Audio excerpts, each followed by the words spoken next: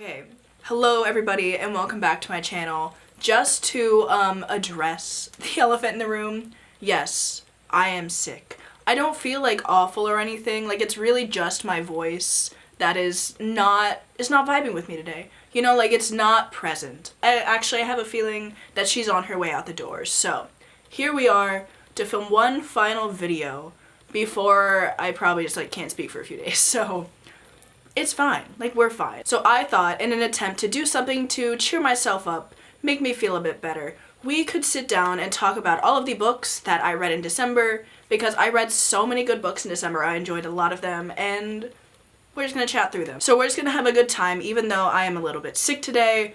But do you guys know what is also sick?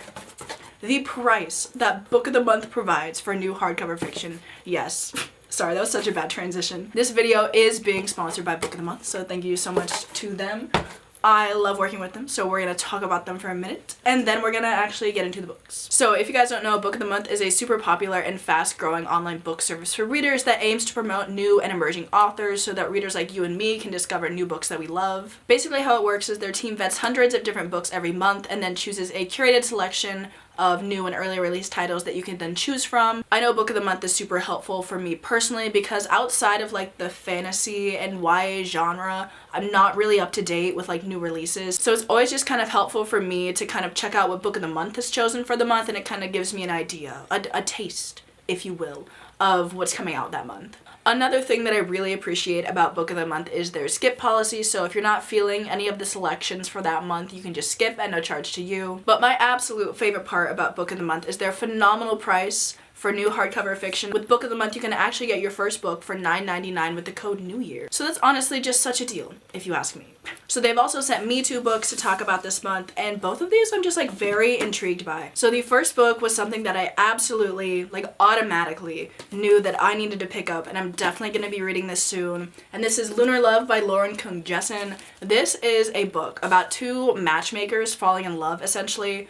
But the like main guy in the story, he runs a dating app of sorts, and our main character Olivia has actually just recently taken over her grandmother's matchmaking business, which uses the traditional Chinese zodiac approach, which I think seeing the dynamic between these two is going to be so fun. And then I also picked up a thriller, which I don't read a ton of thrillers, but I definitely want to try and branch out a bit more. So this is What Lies in the Woods by Kate Alice Marshall. And let me just read you like the top blurb for this because I think it sounds so interesting. It says, "They were 11 when they sent a killer to prison. They were heroes, but they were also liars." So I believe this follows a group of people who used to be friends when they were younger, and there was a killer that might have been after them, but this is kind of coming back to haunt them later in life, and I think it sounds really cool. And I've been wanting to read something by Kate Alice Marshall for a really long time, so hopefully it can be this one. So thank you so much to Book of the Month for sponsoring this video. Don't forget, if you want to sign up and use the code NEWYEAR, you can get your first book for just $9.99. So yes, it is now time to discuss these 6 books that I ended up reading in December. Obviously, this is quite a bit less than the normal amount of books that I read in any given month, but I gave so many of these books really high ratings, and I'm just so happy with the fact that like every book I read, I really enjoyed. So I think this just really goes to show that it doesn't really matter how many books that you read in any given month,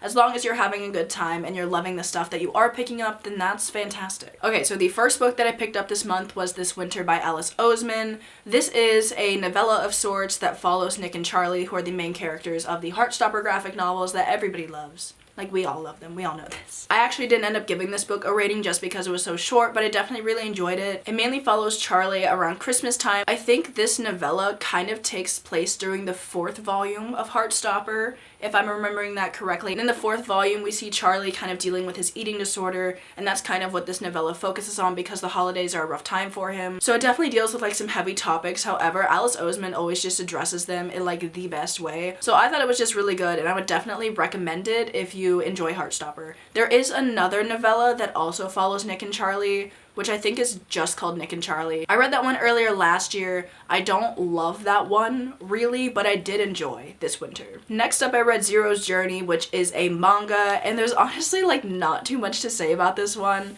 because it really is just like, you're following Zero from Nightmare Before Christmas. He ends up in Christmas Town. He's going on all these crazy adventures. It was really fun, but there are a couple of like different story arcs throughout it, and at this point, I have forgotten what those story arcs are because I read this like a month ago. I can tell you, however, that I liked it. I thought it was fun. I would definitely consider picking up more of the manga in this series because there are so many volumes of it, which I had no clue. But it was fun, it was Christmassy, I was having a good time. Next up, I read Glow by Raven Kennedy, which is the 4th book in the Plated Prisoner series. Again, it has been so long since I read this book that I don't remember a ton of it, but I'm gonna do my best to let you know. So, I ended up giving this book a 4 stars. I was honestly like a little bit disappointed in it just because I loved the 3rd book in the Plated Prisoner series so much. It's definitely the best of the series so far. The 5th book in the series is coming out this June, I think, which I'm so excited about. Honestly, at this point in time, I can't even tell you what happened in that book because I was kind of bored for a little bit of it, and like it was still good because I gave it a 4 stars. I love the relationship mainly because this is a fantasy romance series, but obviously a romance can't carry an entire book, and honestly, I always find that when romances are like finally established in series, I do get a little bit less interested. And then the same thing happened in ACOTAR. Basically, all of like the romance stuff happened in the 2nd book of that series. And then when they were kind of like an established couple in the 3rd book, I was just like, I don't care as much anymore. So I feel like the same thing slightly happened in this one, but again, like I still gave it 4 stars. I still liked it. I also remember there were a couple of different POVs that were kind of introduced into this book, and I'm not sure if I've ever found a fantasy book where I have just enjoyed every single POV. I feel like there's always that one POV that I'm just like, why are you here?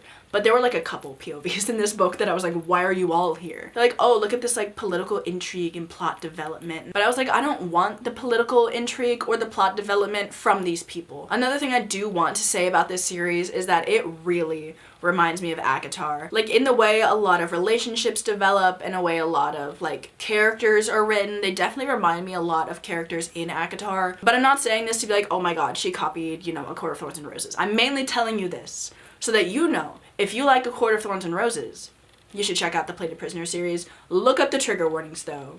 I'm gonna put that out there. There's also like a page in the beginning of the book that also mentions the trigger warnings. So finally, we're moving on to a book that I do have a physical copy of, and that is Daughter of the Moon Goddess by Su Lin Tan. This was the Women's Words Book Club pick for December, and I gave this book a 4 stars. I definitely really enjoyed this. I've had this on my shelf for like a year now, and I'm so glad that I finally got to it because I definitely really enjoyed my time reading this. I think the main thing that I really loved about this was the setting and like the Chinese mythology that's been woven into this story. There were also dragons in it. I was like, hell yeah, give me some books with dragons in them, you know what I'm saying? And I also, for the most part, enjoyed the romances that are kind of in this book. However, this does lead me into a couple of points where I don't like this book, but overall I did. But there are a lot of time jumps in this book, and I think that kind of leads to a lot of telling and not showing. Because in the beginning of this book, there's a romance brewing. It's like a friends to lovers type situation. And the thing is, I definitely buy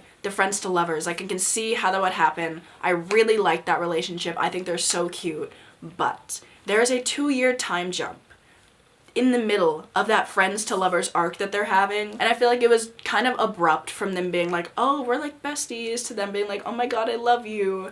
And I just feel like more could have been developed there. I feel like we could have maybe gotten like some scenes or something, like a few scenes to show them like growing closer. But like I do buy like them falling in love. I just wish we could have seen it more. The same thing kind of happens with our main character and her training, because in this book she is like this super badass archer, but there's also a time jump while she is training to become this super badass archer, and she kind of goes from being an okay archer to being like the best archer there has ever been. And I'm like, I just like, where's the training montage? You know? Like, I just need a little something. But that's really like my only qualm with the book. I also just really enjoyed Su Lin Tan's writing. It's definitely like kind of flowery, very lyrical, but it's not like overly so, and I found it really easy to fall into and follow along. The second book in this duology actually came out in November, and I'm very interested to see what I think of that book. Because honestly, I feel like this book could be a standalone. A lot of the things that we were wanting to know and wanting to find out and wanting to see happen, like for the most part, all of that stuff happened. So I'm not really sure what else there is to do in this series, but I'm interested to find out. I hope I love it. definitely plan on reading it in 2023, so yeah. So the last two books that I have to talk about were both 5 stars. One of these I originally gave a 4.5, but I was like, whatever. I'll bump it up to a 5. Why not? And that is The Ballad of Never After by Stephanie Garber. This is the second book in the Once Upon a Broken Heart series, and I loved it so much, honestly. I can't lie, like my one kind of gripe with it is that it took me a minute to get back into it. Like I'd say for the first like 100 pages I was like, I don't know. But then the second half of the book, I was like, okay, like it was so good. Like honestly, I didn't absolutely love the first book in this series. I think I gave it a 4-star, but I feel like that was rather generous because I was really expecting to love that book so much, but it didn't like fully grab me. But this one definitely did, and I'm so freaking excited for the third book, which, what is it called? A Curse for True Love? Maybe. I know it comes out in September, and I honestly, like, I need it right now because shit went down at the end of this book, and I'm like, what? You mean I have to wait for 9 months to find out what's gonna happen to these characters? Like, absolutely not. No, thank you. I just have very strong feelings about it because the ending of this book, I was like, what's going on?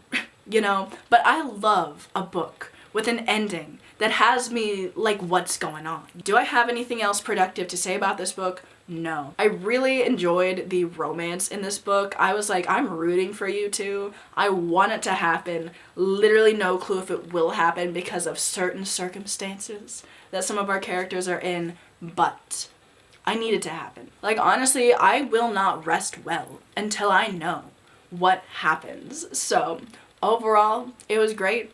I think I just love Jax. Like I'm pretty sure that's all I learned from reading this book, and I was like, yeah. Okay, so we have finally made it to the last book that I have to talk about today. This is the last book that I read in 2022. It was also the longest book that I read in 2022. But I'm not going to spend too much time talking about it because I feel like I've been talking about it nonstop recently. And that is Words of Radiance by Brandon Sanderson. Yes, I loved this book so much. I gave it a 5-star. It was literally so good. I can't, like, I'm still not over it. As soon as I finished this book, I was like, what do I do now? Well, actually, there's a very easy answer to that question, and it's that I should start Oathbringer, which is the third book in this series. But this book, like, wow. So many thoughts, so many feelings.